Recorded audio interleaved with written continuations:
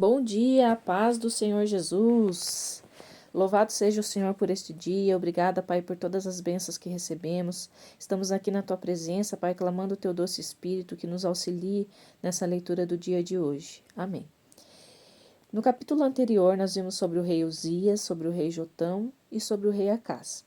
No Novo Testamento, Paulo chega à ilha de Malta, é mordido por uma víbora e nada lhe acontece. Em seguida, segue para Roma. Hoje nós vamos ler o capítulo de Crônicas 2, do 29 ao 30. Vamos falar sobre o rei Ezequias. O rei Ezequias tinha 25 anos de idade quando começou a reinar, e reinou 29 anos em Jerusalém. Sua mãe se chamava Abias, filha de Zacarias. Ele agiu corretamente diante do Senhor, como o seu antepassado Davi. No primeiro mês do primeiro ano do seu reinado, depois de restaurar as portas do templo do Senhor, Ezequias abriu o templo para o público. Ele reuniu os sacerdotes, os levitas no pátio leste e disse: Ouçam, levitas, consagre-se o templo ao Senhor. Faça uma boa limpeza nele. Nossos antepassados erraram e viveram em pecado diante do Senhor. Eles os desprezaram, deixaram de frequentar o templo, o lugar de encontro com o Senhor, e o abandonaram. Fecharam as portas, apagaram as lâmpadas e acenderam e cancelaram todos os sacrifícios e ofertas queimadas no santuário do Deus de Israel.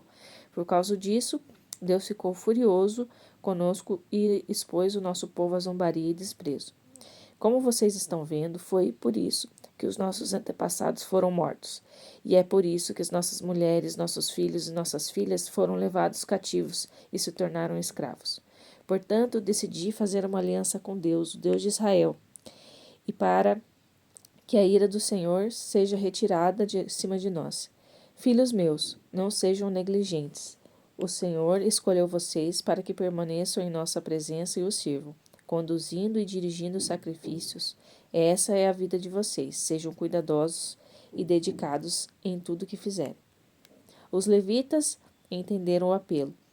Entre os coatitas estavam Maate, filho de Amassai, e Joel, filho de Azarias. Entre os meraritas estavam Quis, filho de Abdi, e Azarias, filho de Jealelel. Entre os gersonitas, Joá, filho de Zima, e Éden, filho de Joá. Entre os descendentes de Elisafã, Sinem e Jeuel. Entre os descendentes de Asaf, Zacarias e Matanias. Entre os descendentes de Emã, Jeuel e Simei. Entre os descendentes de Gedutum, Semaías e Uziel. Eles se apresentaram com seus irmãos, consagraram-se e começaram o trabalho de limpeza do templo do Senhor de acordo com as instruções do rei em obediência às ordens do Senhor. Os sacerdotes começaram a limpeza de dentro para fora.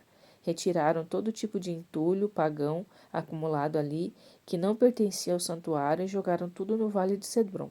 A purificação do templo começou no primeiro dia do primeiro mês. No dia 8, chegaram ao pórtico. Levaram mais de 8 dias para purificar o templo propriamente e mais 8 dias para o restante das dependências do edifício.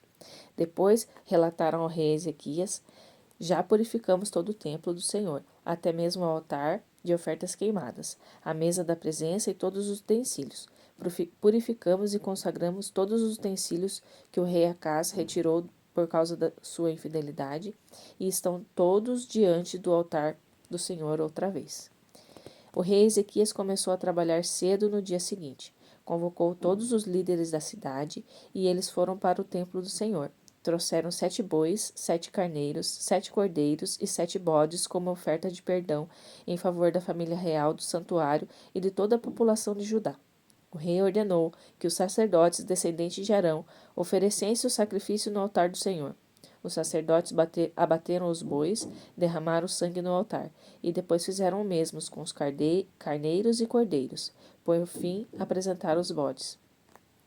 O rei e toda a comunidade impuseram as mãos sobre eles. Os sacerdotes os abateram e ofereceram como oferta de perdão, derramando o sangue sobre o altar, para o perdão de pecados de todo Israel. O rei determinou que a oferta queimada e a oferta de perdão fossem oferecidas em favor de todo Israel. O rei mandou os levitas ocuparem suas funções no templo do Senhor com os instrumentos musicais, símbolos, harpas, liras segundo as instruções de Davi, de Gade, vidente do rei, e o do profeta Natã. Isso foi ordenado pelo Senhor por meio dos profetas. Os levitas formaram a orquestra de Davi quando os sacerdotes ficaram responsáveis pelas trombetas. Então, Ezequias deu o sinal para o início. A oferta queimada foi oferecida ao altar. Ao mesmo tempo, o coral começou a cantar ao som da trombeta e da orquestra de Davi. Enquanto toda a congregação louvava, durante todo o tempo que oferecia a oferta queimada, os cantores louvavam e as trombetas soavam. Após os sacrifícios, o rei e todos os presentes ali se ajoelharam. Curvaram-se com o rosto em terra e o adoraram. Depois, o rei Ezequias e os líderes mandaram os levitas encerrar aquela parte da cerimônia com cânticos de louvor, usando composições de Davi e do vidente Asaf. Eles cantaram louvores com alegria e reverência, curvando-se em adoração. Ezequias declarou: Agora terminou a consagração. Todos estão consagrados ao Senhor. Vocês estão prontos para fazer sacrifícios e ofertas de gratidão ao templo do Senhor. Assim, toda a congregação trouxe sacrifícios e ofertas de gratidão voluntariamente. Também trouxeram generosamente 70 bois, 100 carneiros e 200 cordeiros, tudo como oferta queimada ao Senhor. Ao todo, naquele dia foram consagrados para o sacrifício 600 bois e 3.000 ovelhas. Não havia sacerdotes qualificados suficiente para abater todas as ofertas queimadas. Por isso, seus parentes, os levitas, vieram ajudar, enquanto os outros sacerdotes se consagravam para o serviço. No fim, os levitas foram mais criteriosos ao se consagrar que os outros sacerdotes. Além da grande quantidade de ofertas queimadas, havia a gordura das ofertas de paz e as ofertas de bebida que acompanhavam as ofertas queimadas. O culto no templo do Senhor foi restaurado. Ezequias e toda a congregação celebravam. Deus estabeleceu uma base firme para a vida do povo e fez isso rapidamente. Ezequias convocou todo o povo de Israel e de Judá, enviando também uma carta para Efraim e Manassés, para se reunirem no templo do Senhor em Jerusalém, a fim de celebrar a Páscoa do Senhor, o Deus de Israel. O rei e seus oficiais e toda a comunidade de Jerusalém decidiram celebrar a Páscoa no segundo mês. Eles não puderam celebrar na data prevista, pois não havia sacerdotes suficientes preparados e o povo não teve tempo de se reunir em Jerusalém. Diante dessa situação, o rei e o povo combinaram outra data e depois mandaram convites a toda a nação, desde Berseba, no sul, até Dan, no norte, e o texto dizia, em essência: venham celebrar a Páscoa de Deus de Israel em Jerusalém. Dos que estavam vivos, ninguém em Israel e Judá havia celebrado a Páscoa como deveria. O rei deu as ordens e os mensageiros distribuiriam os convites assinados pelo rei e por seus oficiais por todo Israel e Judá. O convite dizia: Ó israelitas, volte-se ao Senhor, o Deus de Abraão, de Isaque e de Israel, a fim de que ele se volte para vocês, e vocês que sobreviveram às investidas do rei da Síria não repitam o pecado dos seus antepassados, que abandonaram o Senhor. Por isso foram destruídos. Vocês mesmos são testemunhas da destruição que provocaram. Não sejam obstinados como eles. Confiem no Senhor. Venham ao templo que ele consagrou para sempre. Sirvam ao Senhor, o seu Deus. Assim, vocês não serão mais objetos de sua ira. Se vocês se voltarem para Deus, ao Deus dos seus parentes, os seus descendentes, levados cativos, serão tratados com compaixão e mandados de volta para a sua terra. O Deus é bondoso e compassivo. Ele não rejeitará vocês. Volte-se a ele e ele receberá de braços abertos. Os mensageiros foram de cidade em cidade, percorrendo todo o território de Efraim e Manassés, até Zebulon. Mas o povo não levou a sério e zombava deles. Bem, nem todos. Alguns dos que moravam em Asser, Manassés e Zebulon não se constrangeram em aceitar o convite e ir a Jerusalém. Em Judá, os mensageiros foram bem recebidos. Deus agiu poderosamente entre eles, fazendo que se reunissem e acatassem as ordens do rei e dos seus oficiais, conforme a palavra do Senhor. Na data marcada do segundo mês, uma imensa multidão se reuniu para celebrar a Páscoa, às vezes chamada Festa dos Pães Sem Fermento. Antes de tudo, decidiram eliminar os altares pagãos que ainda restavam em Jerusalém. Eles o removeram e jogaram todos no vale de Cedron. Depois do dia 14 do segundo mês, abateram os cordeiros para a Páscoa. Antes, o sacerdote e os levitas não estavam preparados, mas depois, envergonhados por sua morosidade, eles se consagraram, ofereceram ofertas queimadas no templo de Deus e ocuparam seus postos conforme estava prescrito na revelação de Moisés, o homem de Deus. Os sacerdotes aspergiram o sangue que os levitas passavam para eles. Muitos na congregação não haviam se consagrado de acordo como exigido, e por isso não estavam preparados para oferecer os sacrifícios. Assim, os levitas tiveram de oferecer os cordeiros da Páscoa no lugar deles, para que todos pudessem apresentá-los ao Senhor. Muita gente, principalmente de Efraim, Manassés, Issacar e Zebulon, não pôde participar da refeição da Páscoa porque não haviam se consagrado adequadamente. Ezequias intercedeu por eles. Que o Senhor, conhecido por sua bondade, perdoa a todos os que desejam buscar com sinceridade o Deus dos seus antepassados. O Senhor, mesmo ou principalmente, e a esses que não atendem às exigências do acesso ao templo. Deus respondeu a oração de Ezequias e restaurou todo o povo. Todos os israelitas que estavam em Jerusalém celebraram a Páscoa, a festa dos pães sem fermento, durante 7 dias e com grande entusiasmo. Os levitas e os sacerdotes louvavam o Senhor todos os dias, fazendo soar bem alto os instrumentos musicais ao Senhor. Ezequias elogiou os levitas pela maneira de conduzir o povo à adoração ao Senhor.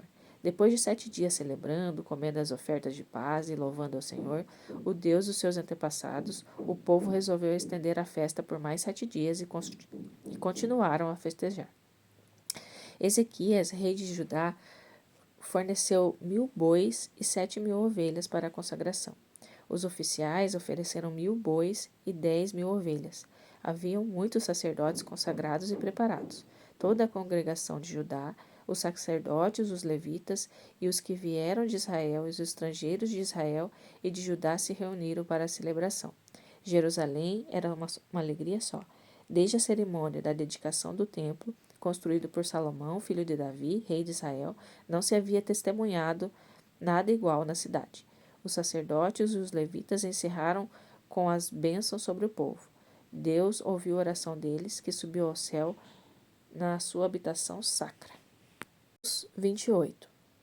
3 dias depois, Paulo convocou os líderes judeus para uma reunião em sua casa e disse: Os judeus de Jerusalém me prenderam sob falsas alegações e fui trazido sob custódia para Roma.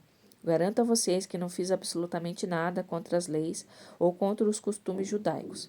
Depois que os romanos investigaram as acusações e descobriram que não tinha nada a fazer, quiseram me libertar, mas os judeus criaram tantos problemas que fui obrigado a apelar a César. Não quis acusá-los de nenhum erro, nem deixar nosso povo em má situação com Roma. Já tivemos problemas demais. Fiz isso por Israel. Pedi que vocês viessem e me ouvissem. Hoje, para deixar claro que estou a favor de Israel, não contra. Estou hospedado aqui por causa da esperança, não por juízo. Eles disseram: Ninguém nos escreveu para advertir a seu respeito e ninguém se manifestou para dizer algo contra você, mas gostaríamos muito de ouvi-los mais. A única coisa que sabemos dessa seita cristã é que parece que ninguém tem algo bom a dizer a respeito. Eles combinaram uma data. Quando o dia chegou, voltaram à casa de Paulo, com muitos amigos. Paulo falou o dia inteiro, de manhã até a noite, explicando tudo o que estava envolvido no reino de Deus e tentando convencer todos sobre Jesus, com base no que Moisés e os profetas escreveram a respeito dele. Alguns foram convencidos, mas outros não. Não acreditaram em nenhuma palavra. Os descrentes começaram a discutir com os outros que estavam querendo confusão. Por isso, Paulo interrompeu. Tenho apenas uma coisa a dizer a vocês. O Espírito Santo seguramente sabia o que estava falando quando dirigiu aos nossos antepassados por meio de Isaías, o profeta. Vá a este povo e diga-lhes o seguinte: Vocês escutarão com ouvidos, mas não ouvirão uma palavra. Vocês enxergarão com os olhos, mas nada verão. Esse povo é cabeça dura. Eles tapam os ouvidos com os dedos para não escutar, e eles fecham os olhos para não ser obrigados a ver, e assim evitam ficar comigo face a face e me deixar curá-los. Vocês tiveram a oportunidade. Os outros povos terão a sua chance. E acreditem, vocês vão perceber o meu ensino de braços abertos. Vocês vão receber o meu ensino de braços abertos. Paulo viveu 2 anos na casa que alugou. Ele recebia todos os que iam visitá-lo. Falava sem descanso sobre o reino de Deus e explicava tudo a respeito de Jesus Cristo. A porta da sua casa estava sempre aberta. Salmo 90, do 12 ao 17. Ensina-nos a aproveitar a vida.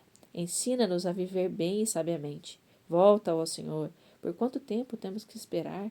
Trata teus servos com bondade. Surpreende-nos com teu amor ao amanhecer. Então, saltaremos e dançaremos o dia todo. Compensa os tempos desfavoráveis com uma vida boa, pois temos visto a maldade durante toda a nossa existência. Que os teus servos possam te ver naquilo em que és bom, em governar e abençoar os teus filhos. Que o amor do Senhor, nosso Deus, esteja sobre nós e confirme o trabalho que fazemos.